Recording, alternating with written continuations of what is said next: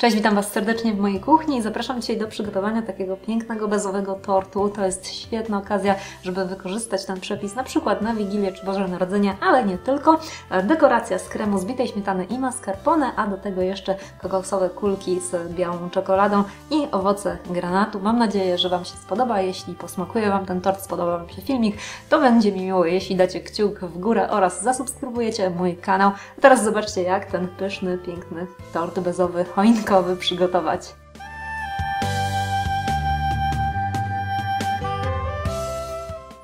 Zaczynam od przygotowania masy na bezy. Najpierw ubijam białko na sztywną pianę, potem stopniowo dodaję cukier puder. Można też zrobić bezę wegańską i trzeba potem przygotować 3 oddzielne blaty o różnej wielkości i wstawić je do piekarnika 100 stopni Celsjusza i termoobieg. Czas pieczenia to około 45 minut, a potem jeszcze na godzinę. W uchylonym piekarniku bezy powinny się podsuszyć, a później całkowicie wystygnąć. Można przygotować wtedy krem z bitej śmietany i mascarpone. Najpierw ubić śmietanę, potem stopniowo dodawać mascarpone i nadal miksować i takim kremem można przełożyć blaty bezowe. Jeśli bezy odrobinę by się pokruszyły, to nie ma co się przejmować, można to wszystko kremem połączyć, zwłaszcza że potem na sam koniec wierzchnią warstwę i tak dekoruję jeszcze za pomocą szprycy i właśnie w ten sposób powstanie moja choinka bezowa. Pozostaje jeszcze dodatkowa dekoracja, u mnie to będą kokosowe kulki w białej czekoladzie, można też przygotować domową wersję, jeśli wolicie.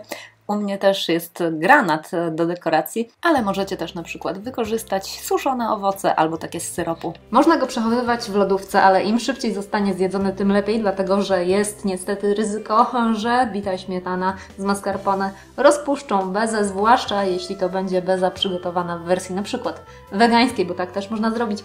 Dajcie mi znać koniecznie, z jaką dekoracją, czy z taką jak moja, czy może z jakąś inną eksperymentalną przygotowaliście ten tort, jak Wam smakował. Dzięki Wam serdecznie za uwagę, zachęcam, zasubskrybujcie mój kanał, dajcie ikonkę dzwoneczka, żeby być na bieżąco z nowymi filmami i żegnam się z Wami, dzięki za uwagę i do zobaczenia w kolejnych wideo, pa!